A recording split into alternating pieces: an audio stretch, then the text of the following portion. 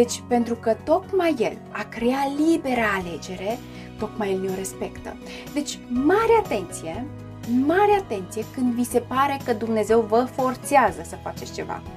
Chiar e Dumnezeu? Este acest lucru potrivit caracterului lui Dumnezeu? Să studiem Biblia și să vedem cum este Dumnezeu.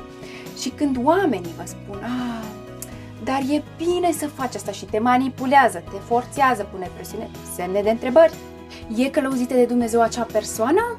Sau e călăuzită de propria ei minte, fire pământească sau chiar influențe? Ei bine, cui îi stă în caracter să pună presiune, să manipuleze, să streseze?